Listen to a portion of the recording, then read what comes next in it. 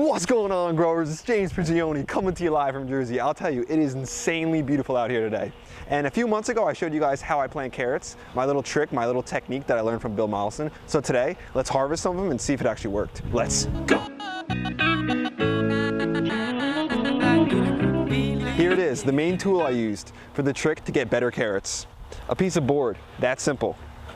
The issue is with a lot of people with carrots is when they plant them, they have a tough time with even germination. Because those carrots are so tiny, they're so small. In some of the gardening books, they suggest to broadcast your carrots, then put a little soil over the top. Come back every few days and water it. One of the issues I found with that is when you water it, sometimes you're moving all the carrots around as a result of watering it. So when you get the board over top of it, you're holding in that moisture so you don't have to continue to come out and water it, and you're not covering the soil at all. It actually roots beautifully, germinates beautifully, and as you can see right here, it grows real well. You guys noticed also in that video that I came through and I planted radishes within these carrots. What that did is help me get good natural spacing from the carrots so they don't clump together so much, but also gave me that extra yield. I came through also and thinned out some of these carrots to make sure they weren't too dense, but I still kept them a little dense than most people because they're growing in these wood chips. When we're growing in wood chips in soft soil, it allows it to actually, expand and push around as opposed to just getting stuck, locking up, clumping, and preventing the carrots from growing as big as they can. When planting fall carrots, you want to give yourself at least about 2 to 3 months because the typical carrot takes about 70 to 80 days to get fully mature. Tuck's sniffing in here already looking for a few of them, and we got trying to keep him away because he'll come through and eat a lot of these. We'll let him get a couple though. So these carrots, as they grow, you want to make sure you're thinning like I mentioned, but you also want to make sure you're bringing up mulch around them. If you don't bring mulch around these carrots, you could have uneven moisture, which is not going to be good. And if your carrots really dry out and then you come through one day and water them super heavily, that could cause your carrots to split. So that even consistent moisture is important. That's why we love using mulch around our carrots. We planted a few different varieties of carrots, so we'll dig some up and check, but Tuck's already on one. It looks like maybe a Napoli, and he's got a little guy. It's a nice looking carrot, as you can see, good shape, good form, and the reason I love harvesting carrots this late is because the later they get into the season, the colder it is, the sweeter they get. You can eat carrots when they're young and small, but they're not as sweet as if you let them get bigger and late into winter. So as you can see, Tux loves this stuff too, and we don't have to have any worry about whether or not we wash it or anything, because when you go beyond organic, when you grow as natural food as you possibly can, whether or not it's dirty, that doesn't matter. Whether or not it's not washed, that's okay. No pesticides, no herbicides. As you notice, Tuck likes to come out here and dig some of his own carrots up. He does some sniffing. I think he watches me. He sees me come out, grab a carrot, and start snacking on it, and he's like, oh man, you know what, let me try that. Goes out, uses his nose, sniffs to the ground, does a little digging, and grabs it right out of the ground. It's pretty convenient when you don't have to feed your dog because he feeds himself. Tuck loves the carrots too. It's not something he's just gonna take a bite of and walk away. He likes eating all of them. In this section here, we planted a few different varieties, 3 of them actually. The Napoli, the little finger, and the other one I actually can't even pronounce. What I did was I mixed them all in my hand and then threw them out all scattered. So there's a few different varieties next to each other. We're gonna grab a couple, check out the size of them, and taste them, as Tuck already did. You can see they're pretty close together. Some of them I think are gonna be nice. Here's one of the varieties. Nice looking one, a little short. And if you really dig deep, you can soften up your soil and that'll help you get longer carrots, but this one looks pretty nice. I bet it's delicious. Another one right next to it, probably the same variety. Yep. Pretty good. I gotta make sure I hold these. Once I put them down, Tuck's gonna try to grab them. Here's one of the varieties that I can't pronounce. A little small, but we didn't have that much time to grow. Still looks pretty good. Grab another. Again, here's that variety I was mentioning and talking about that I couldn't pronounce. Tuck grabbed one of the little finger carrots. I think they were over here, so let's see if we got any more. Oh, same variety as last.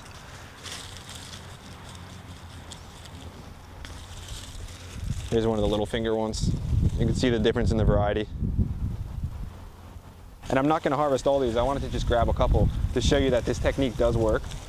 And you could grow relatively late into the season. Here you'll notice you've got these side rootlets.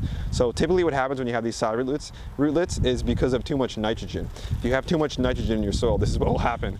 Tuck just can't seem to keep his mouth off of it. This one we'll feed to Tuck, let him have. And as I've grabbed a couple from over here, I've noticed that a number of them from over here have all had that misshape, although these ones are okay.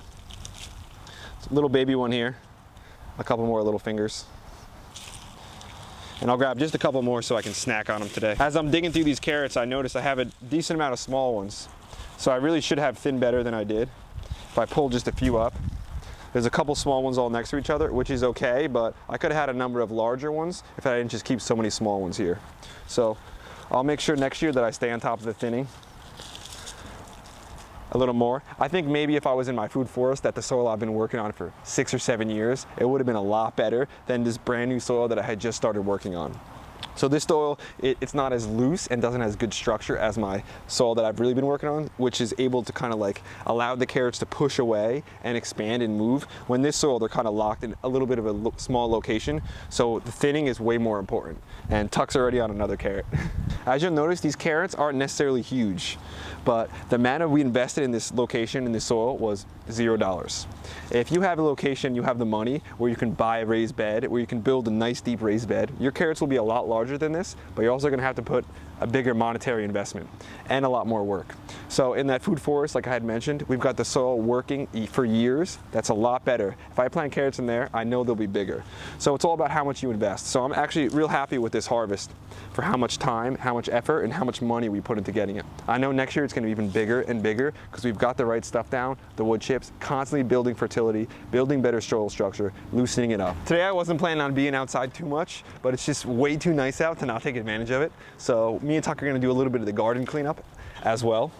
You'll notice right here, look at the size of this eggplant. This was the Thai eggplant we planted last year, the yellow one. We got a nice harvest from it. Look how big it got though. And you'll notice I didn't put this in the compost pile. The reason for that is because it's way too woody. You don't want to put a lot of woody stuff into your compost pile. It's going to take a lot longer to break down. You can even just hear how woody it is. That's not really what we want in the pile. So we didn't put that in, but I will put it in the back of the chicken pen, let it break down, because if we don't have to, we don't really want to be removing too much fertility from the property. I've talked about it a lot of times, but it's all about solar conversion. Taking the energy from the sun, converting it to plant material, biodegradable, organic matter, and then taking that organic matter, dropping it down. That was one, and we got another monster one here. I forget what variety this one was, but it's a big one. Another eggplant. We'll just remove these. One thing you'll notice too, I'm not ripping it out of the ground. I'm just cutting it, because down here, as big as this plant was, we could assume that the roots are that big as well. Had to support this, maybe even bigger, because it had to support the fruit too. So when we cut this back, we're letting all the roots down there. The worms are going to be going through, eating up all those roots, using them as little caverns. So again, really important. You can see we missed an eggplant. This was a Casper eggplant, that's what it was, the white one. We don't want to tuck it into this. You'll notice there's a section dug out a little here. We planted some garlic recently, some late garlic. There's some garlic sprouting over there too. Sprouted up for us, but that's okay. And I'm gonna be cutting back some of these, doing the same thing, cutting it low. You'll notice I got the Felco pruners, my favorite ones. If you guys are interested in hearing about pruners, let me know. And also, if you're interested about varieties, that's one of the things we love doing. So I suggest you guys don't just go to the Home Depot or whatever, get Danver carrots, get Chantenary carrots. Everyone grows those. I suggest expanding your horizons, trying things that are different. That's what I like to do. And now is the time where actually I'm ordering and deciding a lot what I'm going to grow next year. If you want me to bring you along for my process of deciding where I get my seeds, talking a little bit why I get them, let me know. We'll love to do that. Oh, looks like we got monkey seeds planted here. Tuck came through and planted the monkey seed. In the early spring, he also comes through, grabs cucumbers and just buries them places. But it looks like he buried a monkey here. So I'm not sure if this is going to produce this year, so we'll take it out. Just going to continue to get this section all cleaned up. And we're in the new food forest, just planted last fall, or actually just put in last fall, planted last spring. And you'll notice in this section here, it's super low as opposed to the other ones or any other area. We had a variety of strawberries planted here. It didn't perform for us. It really just did not do well. And we really think that was based on variety, because you'll notice right here, we planted these at the same time, same scenario, same basically everything, same technique, and look how beautiful they've grown. Excellent, expecting great harvests. And over here, again, different variety of strawberries performed excellently. That's why it made us to believe that it was a variety. So instead of fighting against it, trying to bring sprays out, we just removed it. That's today's video, growers. Thanks for watching. I hope you enjoyed it. I'm gonna bring these babies in, dice them up. Me and Tucker are gonna have a great snack. And one thing I wanted to say is just genuinely thank all of you guys for watching. And I love making these videos, and what I love even more is the comments from you all.